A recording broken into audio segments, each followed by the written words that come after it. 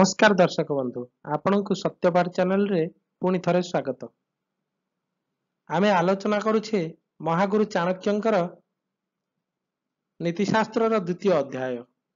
एही अध्याय रे आमे किछि श्लोक को आज आलोचना करिबा। चाणक्यंक नीति श्लोक हेउछि प्राचीन भारतीय चिंतक राजनैतिक शास्त्रज्ञ नीतिशास्त्र विशारद द्वारा रचित जीवन नीति, नागरिक धर्म, राजनीति, शिक्षा और सदाचार उपर आधारित श्लोक मानकर संग्रह। चाणक्यंकर एही श्लोक गुड़िक मनुष्य को बुद्धिमता, आत्मनियंत्रण, नीतिगत चिंतन और जीवन नियम मान शिखाई थाए। तेबे आसंतु जीवन को अनुष्ठान करी श्लोक गुड़िक अनुष्ठान करी आपणक जीवन को किभली उन्नत करा जाई पारे आसंतु जानिबा। अनृतं साहसं माया मूर्खत्वमतिलोभिता असौचत्वं निर्दयत्वं स्त्रीणां दोषः स्वभावजः। एठी आचार्य चाणक्य गोटे विवादास्पद कथा कहिसंती जे असत्य, अविचार, छलना, मूर्खता, लोभ, अपरिष्कारता एवं निष्ठुरता हेउछि महिलांकर सातटी प्राकृतिकगत दोष।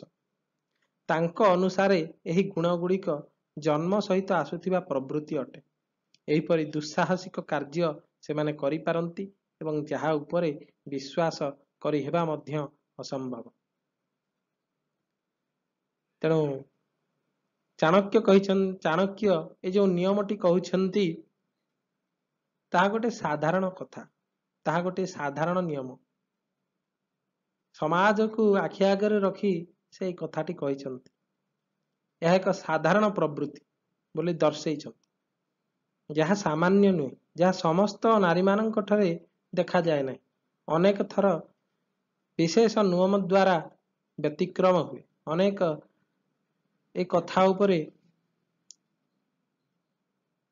जुक्ति मध्य दर्शे पारंती, विरोधाभास मध्य देई पारंती। कारण सेई नारी पुणी ममतामयी, दयाशीला, श्रद्धावान, भक्तिर एकमात्र प्रतीक। तांको बिना सृष्टि अधूरा। तेणु आचार्य चाणक्य जो दोष गुड़िक उल्लेख करिसंती से सबुर स्वाभाविक प्रवृत्ति हेबा सत्वे समस्त नारी मध्यरे यह अवश्य मिलियो बोली मध्य कहा जाई पारेना। तेणु यदि आमे रामायण रे माँ सीता, कृष्णंक सहित राधा, जीजाबाई, लक्ष्मीबाई, अनेक महिषी महिला मध्य आधुनिक जुगर आरंभ करी प्राचीन जुगरे देखिबा तो यही माने यही नारी माने यही दोष मानक उपरे, यही स्वभाव उपरे विजयी होई अतिक्रम करी नारीर आदर्श रूप पालटिचंती, आदर्श रूप से समाज आगे प्रतिष्ठित होइछंती। तेणु चाणक्यंक कथा को नहीं कहा जाई पारे जे असत्य, अविचार, छलना, मूर्खता, लोभ, अपरिष्कारता, निष्ठुरता यही सब गुण गुड़ी को जो नारी माने निज भितरे रखंती सेई माने ही समाज रे केबे आदर्श रूप रे परिणत, आदर्श नारी रूप रे समाज रे प्रतिष्ठित होई पारंती नाही। किंतु जो माने याकू पछरे पकई निजकू या ठारू ऊर्ध्वरे रखी काम करंती, कर्म करंती, सेई नारी माने आदर्श नारी भाव रे समाज रे प्रतिष्ठित हुअंती।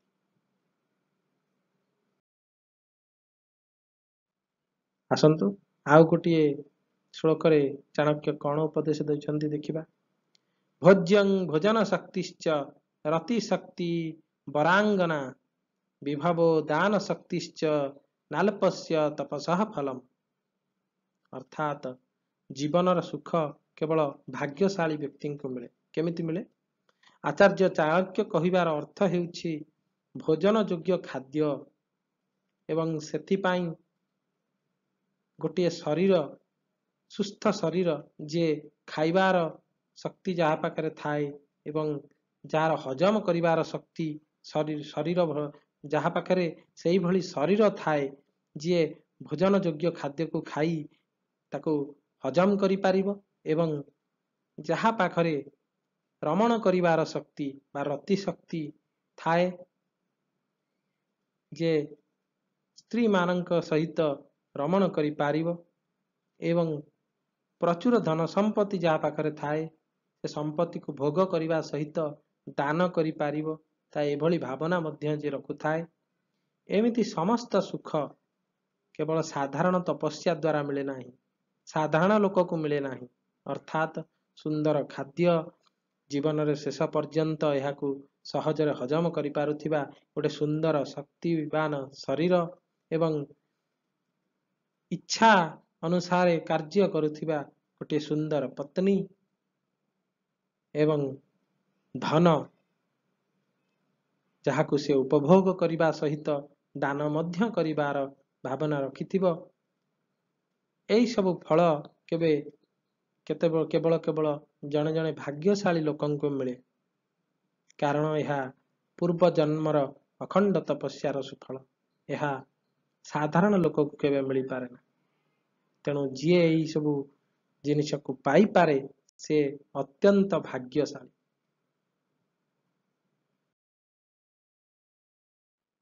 यस्य पुत्रो वशीभूतो भार्या छन्दानुगामिनी विभवे यश्च सन्तुष्टस्तस्य स्वर्ग इहैवहि।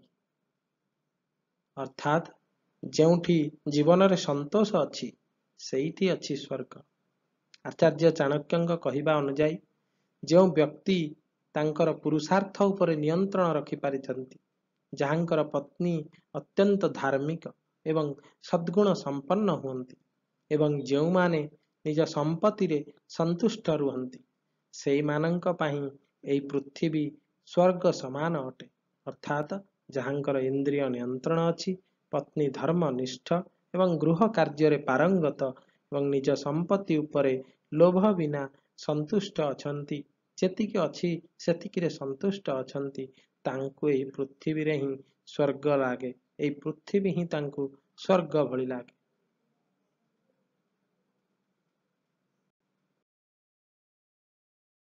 ते पुत्रा ये पितुर्भक्तः स पिता यस्तु पोषकः तन्मित्रं यत्र विश्वासः सा भार्या यत्र निवृत्तिः। ଅର୍ଥାତ୍ ସମ୍ପର୍କର ସାର୍ଥକତା କେବଳ କର୍ତ୍ତବ୍ୟରେ ହିଁ ଅଛି। ଯେଉଁ ପୁଅ ସେଇ ହେଇପାରେ ଯେଉଁଠି ପିତା ମାତାଙ୍କ ପ୍ରତି ଆଗ୍ରହ ଓ ଶ୍ରଦ୍ଧା ଥାଏ। ପିତା ସେଇ ହେଇପାରେ ଯିଏ ସନ୍ତାନର ପୋଷଣ ପାଳନ କରନ୍ତି। ମିତ୍ର କେବଳ ସେଇ ହେଇପାରେ ଯିଏ ବିଶ୍ୱାସ ଯୋଗ୍ୟ ଏବଂ ବିଶ୍ୱାସ ଭଙ୍ଗ କରିନଥାଏ। ପତ୍ନୀ ସେଇ ହେଇପାରେ ଯେ ପତିଙ୍କ ହୃଦୟକୁ ଆନନ୍ଦ ଦେଇଥାଏ। ଅର୍ଥାତ୍ ସଂସାରରେ ସମ୍ପର୍କ ତ ବହୁତ ରହିଛି, ତଥାପି ପିତା ପୁଅ, ମା ଓ ପତ୍ନୀ ଏହି ଚାରିଟି ନିକଟତମ ସମ୍ପର୍କ। ଯେଉଁ ସନ୍ତାନ ମା ବାପାଙ୍କର ସେବା ନ କରେ, ଯେଉଁଠି ସନ୍ତାନତ୍ୱର ଅର୍ଥ ଅନର୍ଥକ, ସେଇ ଲୋକକୁ ପିତା କୁହାଯାଇ ପାରିବ ନାହିଁ, ଯିଏ ପରିବାର ଓ ସନ୍ତାନ ପାଇଁ ଦାୟିତ୍ୱ ନିଭାନ୍ତି।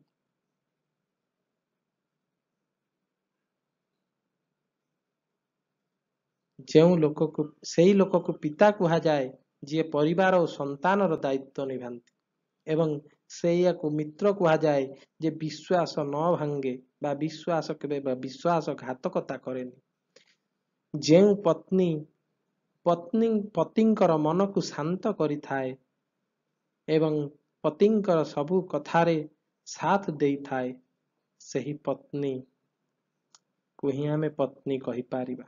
ସମ୍ପର୍କର ସତ୍ୟତା ହେଉଛି ତାହା ଯେଉଁଠି ପ୍ରତ୍ୟେକ ଲୋକ ନିଜର କର୍ତ୍ତବ୍ୟ ପାଳନ କରିଥାଏ, ନିଜକୁ ଅନ୍ୟ ପାଇଁ ସମର୍ପଣ କରିଥାଏ ଓ ଏକାପରି ନିଜ ପରି ଅନ୍ୟକୁ ସୁଖୀ କରିବା ପାଇଁ ଚେଷ୍ଟା କରେ। କେତେ ସୁନ୍ଦର କଥାଟେ ଚାଣକ୍ୟ ଏଠି ବୁଝେଇଛନ୍ତି।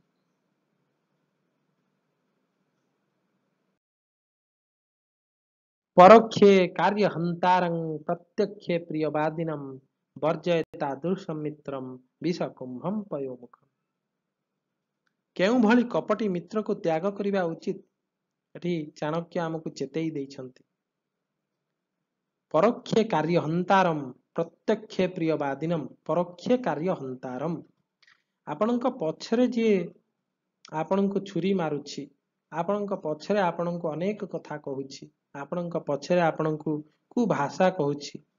ପ୍ରତ୍ୟକ୍ଷ ପ୍ରିୟବାଦିନାମ ଆପଣଙ୍କ ଆଗରେ ଆପଣଙ୍କର ଅନେକ ପ୍ରଶଂସା କରୁଛି। ବର୍ଜୟ ତାଦୃଶମ୍ ମିତ୍ରମ୍, ଏଇଭଳି ମିତ୍ରକୁ ଆପଣ ବର୍ଜନ କରନ୍ତୁ। କାରଣ ସେଇଭଳି ମିତ୍ର କିଭଳି ହେଇପାରେ? ବିଷ କୁମ୍ଭମ୍ ପୟୋମୁଖମ୍, ଗୋଟିଏ ମାଠିଆ ଭର୍ତ୍ତି ବିଷ ଭର୍ତ୍ତି ମାଠିଆ ଉପରେ ଯେଭଳି ଭାବରେ ଅମୃତ ଢାଳି ଦେଇ ମୁହଁ ଉପରେ ଅମୃତ ରଖି ମାଠିଆକୁ ବିଷ ଦ୍ୱାରା ଭର୍ତ୍ତି କରି ଉପରେ ଅମୃତ ରଖିଦେଲେ ଯାହା, ସେଇଭଳି ମିତ୍ର ହେଉଛି ସେୟା। ଅର୍ଥାତ୍ ଆଚାର୍ଯ୍ୟ ଚାଣକ୍ୟ କହିଛନ୍ତି, ପଛରେ ଖରାପ କରୁଥିବା ଏବଂ ସାମ୍ନାରେ ମିଠା କଥା କହୁଥିବା ମିତ୍ର ମୁହଁରେ ଦଧି ରଖି ବା ମୁହଁରେ ମିଠା ବା ଅମୃତ ରଖି ବିଷ ଭରା ମାଠିଆ ପରି। ଏହିପରି ମିତ୍ରମାନେ ବିଷ ଭରା ମାଠିଆକୁ ଭଳି ତ୍ୟାଗ କରିଦେବା ଉଚିତ, ସେମିତି ଏହାକୁ ଛାଡ଼ିଦେବା ଉଚିତ। ଏହିଭଳି ମିତ୍ର ବୋଲି ମିତ୍ର ହେବା ପାଇଁ ଯୋଗ୍ୟ ନୁହନ୍ତି, ସେମାନେ ଗୋଟିଏ ଗୋଟିଏ ଶତ୍ରୁ ମାତ୍ର ବୋଲି। ତେଣୁ ବର୍ତ୍ତମାନ ଆମେ ଭିଡ଼ିଓକୁ ଏଇଠି ରଖିବା। ସର୍ବେ ଭବନ୍ତୁ ସୁଖିନଃ, ସର୍ବେ ସନ୍ତୁ ନିରାମୟା, ସର୍ବେ ଭଦ୍ରାଣି ପଶ୍ୟନ୍ତୁ, ମା କଶ୍ଚିତ୍ ଦୁଃଖ ଭାଗ ଭବେତ୍। ଯଦି ଆପଣଙ୍କୁ ଭଲ ଲାଗିଲା, ଆପଣ ଗୋଟେ ଲାଇକ୍, ସେୟାର ଆଉ ସବସ୍କ୍ରାଇବ କରିବେ।